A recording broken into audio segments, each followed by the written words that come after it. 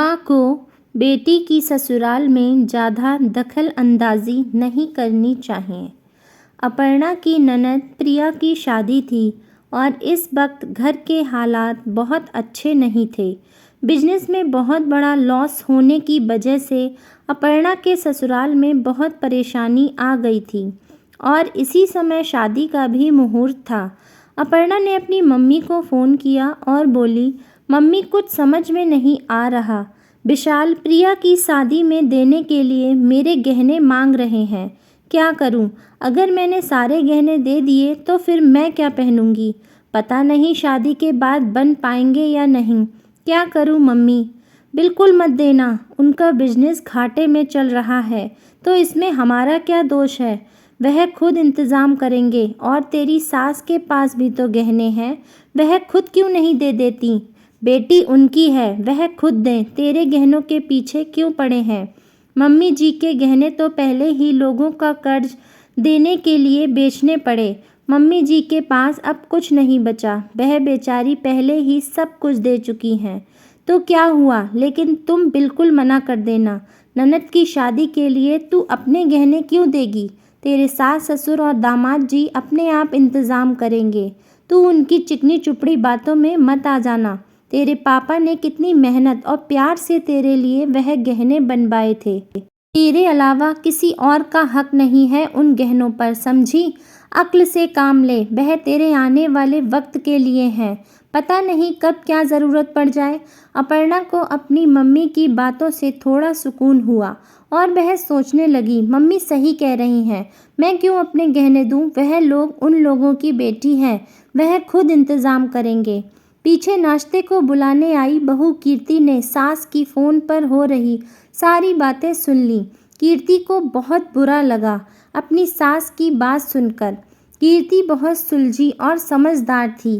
कई बार उसने अपनी सासू माँ को बातों बातों में समझाया भी था कि वह अपर्णा दीदी के घर के मामलों में दखल अंदाजी ना करे, पर बिमला जी की आंखों में बेटी के प्यार की पट्टी बंधी थी।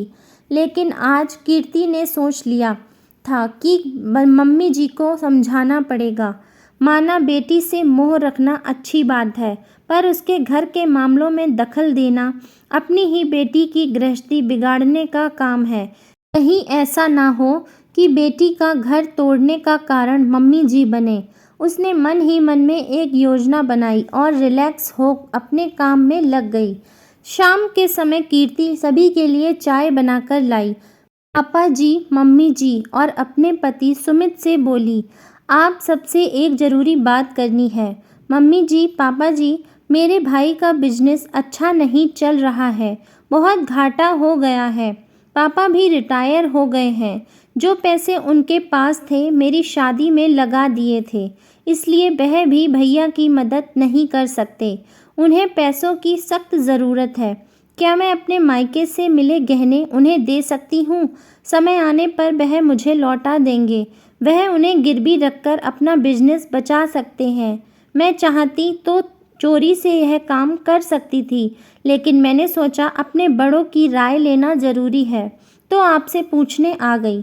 तुम्हें अपने गहने देने की क्या ज़रूरत है? तुम्हारी भाभी भी तो अपने गहने दे सकती हैं। आखिर मुसीबत में घर की बहू काम नहीं आ सकती तो शादी करने का क्या फ़ायदा? आंख दिखाती हुई बिमला जी बोली। जब कीर्ति ने सास के मुंह से यह बात सुनी तो उसने कहा, मम्मी जी, मैं जो बात आपको समझाना चाह रही थी वह आपने खुद कह दी। आज मैं अपने माता पिता द्वारा दिए जेवर से भैया की मदद करना चाहती हूँ, तो आप मुझे उलाहना दे रही हैं कि उनकी पत्नी को यह काम करना चाहिए।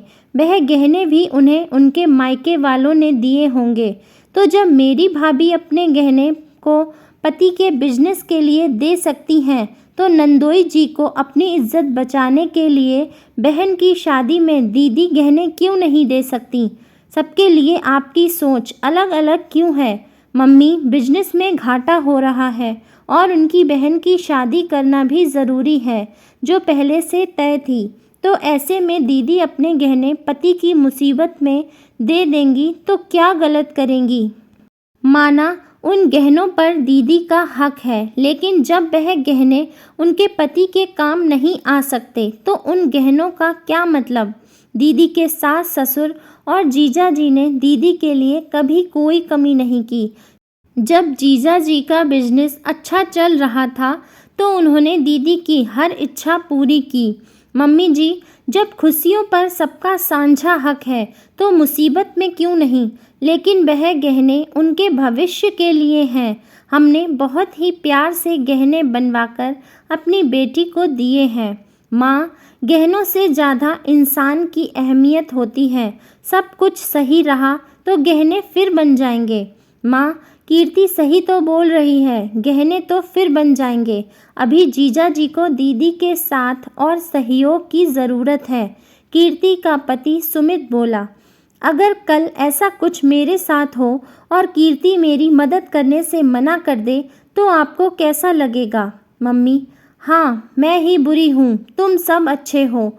तुम्हें भी कोई शिकायत है तो बोल दो। नाराज़गी से बिमला जी अपने पति किशन जी को देखते हुए बोली। शिकायतें तो बहुत हैं जो मैंने कभी नहीं की। सोचा समय के साथ तुम समझोगी, लेकिन तुमने अपने दिल दिमाग पर ना समझी की पट्टी बांधी हुई है और जब बहू समझा रही है तो उस पर गुस्सा हो रही हो। बहू तो भले की बात कह रही है। एक बात बताओ, अगर आज मुझ पर कोई मुसीबत आ जाए तो तुम क्या करोगी। क्या पीछे हट जाओगी। क्या मेरी मुसीबत से ज़्यादा तुम्हें तुम्हारे गहने प्यारे होंगे। जो पट्टी तुम मेरी बेटी को पढ़ा रही हो उससे उसका घर बर्बाद हो सकता है। कभी सोचा है तुमने। बिमला जी सोच में पड़ गईं। सोचने लगी, सही तो कह रहे हैं सब। अपनी बेवकूफ़ी से मैं अपनी ही बेटी का घर बर्बाद कर रही थी, उसे गलत शिक्षा दे रही थी। मुझे माफ़ कर दीजिए। सचमुच मैं बहुत बड़ी गलती करने जा रही थी, पर अब नहीं। अब मैं बेटी के ससुराल में कभी हस्तक्षेप नहीं करूँगी, ना ही उसे गलत शिक्षा दूँगी। आपने हमेशा मेरी नासमझी और जिद को अनदेखा कर अपने प्यार को कभी कम नहीं होने दिया। आज भी मेरी गलती माफ़ कर दीजिए। मेरी नासमझी के कारण मेरे लिए अपने प्यार को कम मत होने देना। बिमला, मैंने तुम्हें हमेशा प्यार किया है और करता रहूँगा, लेकिन प्यार कभी कम नहीं होता, बल्कि समय के साथ और गहरा होता जाता है। बिमला जी का हाथ पकड़ते हुए किशन जी बोले, पापा, मम्मी, आप भूल गए हम यही हैं। सुमित हंसते हुए बोला, अरे मुझे अपर्णा को फ़ोन करना है। बिमला जी शर्माते हुए चली गईं। किशन जी ने प्यार से अपर्णा के सिर पर हाथ फेरते हुए बोले, ऐसी बहू हो तो हर घर में खुशियाँ ही खुशियाँ होंगी। दोस्तों, माँ को कभी भी अपनी बेटी के ससुराल में दखल नहीं देना चाहिए, बल्कि परिवार का मतलब यह ही होता है कि वक्त आने पर हम परिवार की मदद करें, ना कि पीछे हटें। पैसे और गहनों का क्या है, यह तो आनी जानी होती है। सब कुछ सही रहा तो पैसे गहने दोबारा बन जाएंगे। इसलिए रिश्तों को अहमियत दें, ना कि चीज़ों को। और अपने घर की छोटी छोटी बातें अपने मायके में ना करें, इससे बस रिश्ते खराब होते हैं, इससे ज़्यादा कुछ नहीं। दोस्तों, इस कहानी पर आपकी क्या राय है, हमें कमेंट करके ज़रूर बताएं। यदि कहानी पसंद आई हो तो लाइक करें, शेयर करें और चैनल को सब्सक्राइब करना ना भूलें।